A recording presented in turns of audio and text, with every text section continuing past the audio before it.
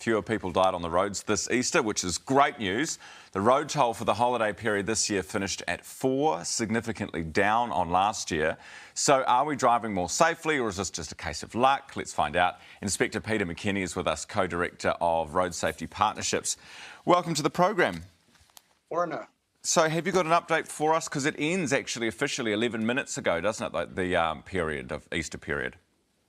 Yeah, it does. And tragically, we've had 4 people killed on the roads over the Easter period. Hey, look, it's certainly a major improvement on last year, but that's still 4 families who are grieving the loss of loved ones and circumstances where maybe those deaths could have been avoided. If we had had better roads, would they have been avoided? It's not so much the nature of the roads, it's how fast and our manner of driving on the roads.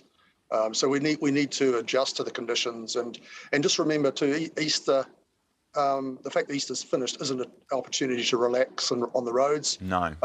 Every day on the roads has risks around it, and we've still got Anzac weekend coming up, and we're in the middle of school holidays. Totally. But if we had better roads, then the speed and the other things you mentioned wouldn't be as important.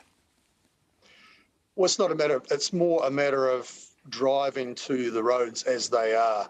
You can't expect the roads to change overnight, but we can change our manner of driving overnight. We can change how fast we're driving on the roads overnight. And certainly we can make sure everyone's got their seatbelts on, that we're not driving impaired, and that we're not distracted by cell phones and so forth. Do you know how much of our roading network, from a police perspective, you would consider to be unsafe for us to drive on at 100 k's?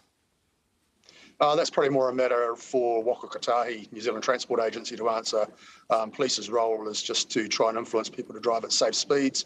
It's up to Waka Kotahi and other road controlling authorities, councils and the such to set speed limits. Would you like to see, as a police officer, and remember it's the police officers, of course, who are often there first on the scene and looking at horrific things on our roads, would you like to see safety improvements to the roads? The reason I ask you is that last Easter, this very conversation was being had, of course, about the Easter road toll, and it was the AA that came out and said there is underfunding of road maintenance in New Zealand to the tune of about $1 billion.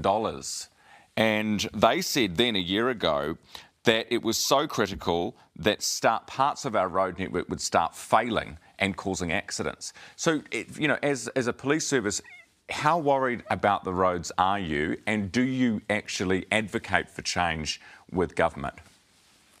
Yeah, the roads themselves don't cause accidents. It's how people drive on the roads that contribute to crashes occurring. And even if money was available, it'd still take time to implement. And bear in mind, we've got about 19,000 kilometres of network.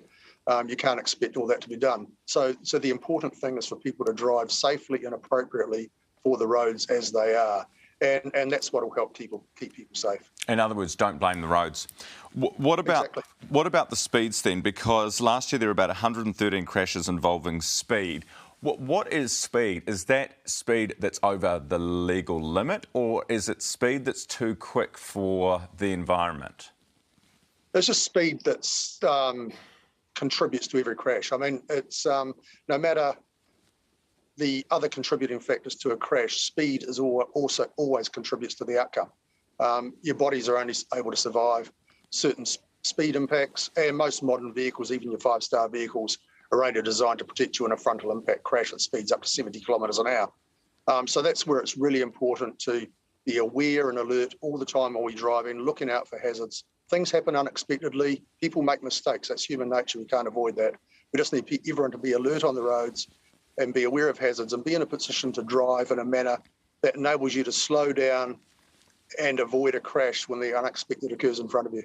I have one very quick question before we go. Is there somewhere in the car you should sit? Because I know that it's long weekends and things where parents are sending their kids off with friends and they're going on road trips. Is there a seat in the car you should sit, a passenger seat, that is more safe than the others?